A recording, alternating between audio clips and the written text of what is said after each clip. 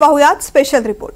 जळगावात भाजप विरुद्ध शिंदे गट याचा संघर्ष अधिक तीव्र झालेला आहे। जळगाव झेडपीसाठी एकला चलोचा नारा दिल्यानंतर आमदार किशोर पाटील यांनी भाजपला आणखीन एक धक्का दिलाय। गेल्या वर्षभरात आमदारांना एक कवडीचीही न मिळाल्याचा महायुतीवरती आरोप केलेला आहे। किशोर पाटलांच्या या आरोपामुळे महायुतीमध्ये सुरू असलेली धुसफूस पाहुयात या रिपोर्टमधून। बांधवांनो, एक वर्षात एक फुटकी कवडी सुद्धा या युतीच्या काळामध्ये या आमदारांना मिळालेलं नाहीये। त्यांचा राग बरोबर आहे। माझ्या मतदारसंघामध्ये भाजपने चांगलं काम केलं, यांच्याकडे केलं, पण आप्पाच्या मतदारसंघामध्ये केलं नाही हे मी पण मान्य करतो।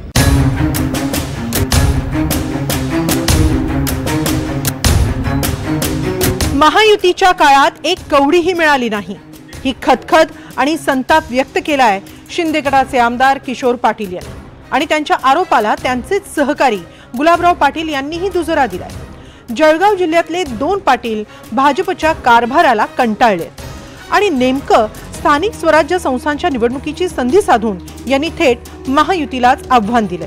एक वर्षामध्ये भाऊ आणि आमदार चंद्रकांत भाऊ या ठिकाणी साक्षीदार आहेत। बांधवांनो, एक वर्षात एक फुटकी कवडी सुद्धा या युतीच्या काळामध्ये या आमदारांना मिळालेलं नाहीये। त्यांचा राग बरोबर आहे। माझ्या मतदारसंघामध्ये भाजपने चांगलं काम केलं, यांच्याकडे केलं, पण आप्पाच्या मतदारसंघामध्ये केलं नाही हे मी पण मान्य करतो। आणि हे करत असताना माझ्यावर एक वेळेस अन्याय झाला, इथं मोदी साहेबांच्या सगळंच गोंधळ झाला होता। 5 वर्ष मी मेहनत करायची, ऐन वेळेस जर कोणी प्रॉब्लेम करेल तर प्रत्येक माणसाचा करिअरचा विषय असतो। जळगाव जिल्ह्यात स्थानिक स्वराज्य संस्थांच्या निवडणुकांपूर्वीच महायुतीतलं राजकारण तापलंय। शिंदे गटाचे आमदार किशोर पाटील आणि गिरीश महाजन यांच्यातला संघर्ष तीव्र झालाय। याच संघर्षातून किशोर पाटलांनी थेट एकला चलोरेची भूमिका जाहीर केली आहे। जिल्ह्यात इतर आमदारांची काहीही भूमिका असो, पण माझ्या मतदारसंघात युती नाहीच असा ठाम पवित्रा किशोर पाटलांनी घेतलाय। मी माझ्या मतदारसंघाचा विषय आहे, मी माझ्या मतदारसंघात युती करणार नाही।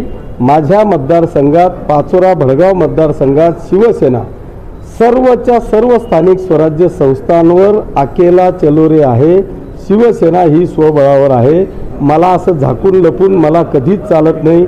बघू, करू, युती, विचार विनिमय करू, या विचारांचा मी अजिबात नाही। माझं जे असतं ते सगळं ओपन असतं।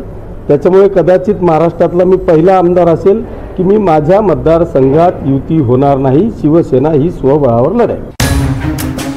विधानसभा निवडणुकीआधीच किशोर पाटील आणि गिरीश महाजन यांच्यात सुप्त संघर्ष सुरू झाला होता। निवडणुकीत भाजपचे बंडखोर उमेदवार अमोल शिंदेंना गिरीश महाजनांनी छुपी मदत केल्याचा आरोप किशोर पाटलांनी केला होता।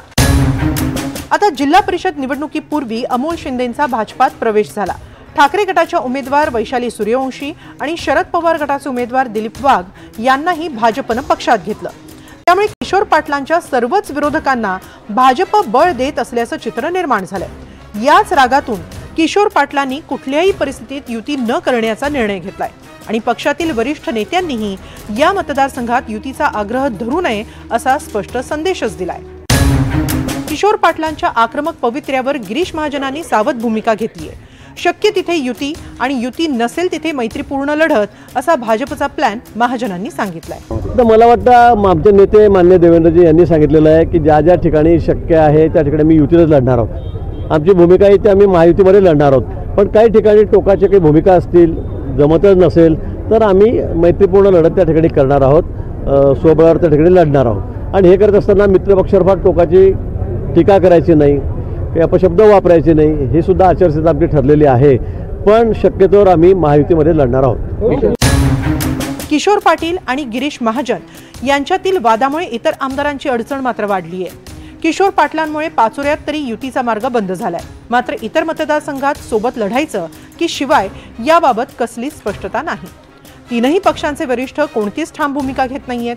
अशा परिस्थितीत आमदार फक्त वेट अँड वॉचच्या भूमिकेत दिसतायत। कालपर्यंत हेच असे निरोप आहे सगळीकडे मिटिंगांमध्ये की जिथे जिथे शिवसेना भाजपची युती होत असेल तिथे शिवसेना भाजपची युती होईल आणि जिथे जिथे कार्यकर्त्याला वाटतं की स्वबळावर लढावं तिथे स्वबळावर लढतील अशी परिस्थिती सगळीकडे आहे. आणि मला तरी असं वाटतं की स्थानिक पातळीवर जे निर्णय घेतले जातील ते दोघं पक्ष मान्य करतील, पण तरीसुद्धा शेवटचे निर्णय हे तिघंजण घेतील.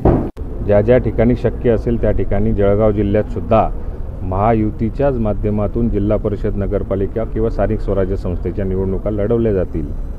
आणि ज्या ठिकाणी समजा शक्यच नसेल तर वरिष्ठांची चर्चा करून तिन्ही पक्षाचे जे काही प्रमुख नेतेगण आहेत त्या नेत्यांची चर्चा करून त्यात योग्य तो मार्ग काढला जाईल. निघाला तर चांगली गोष्ट आहे, नाही निघाला तर निवडणुका या सगळ्यांना लढवण्यासाठी ह्या तयारच आहेत. 8 वर्ष झाले आपण थांबलेलोच आहेत. त्या 8 वर्षाची प्रतीक्षा संपलेली आता. महायुतीत शिवसेना आणि भाजपमधला युतीचा दोर ताणला गेलाय. अशा परिस्थितीत गिरीश महाजन विरुद्ध किशोर पाटील यांच्या लढाईत कोण वरचढ ठरतं हे पाहणं महत्त्वाचं ठरेल. मंगेश जोशी, NDTV मराठी, जळगाव.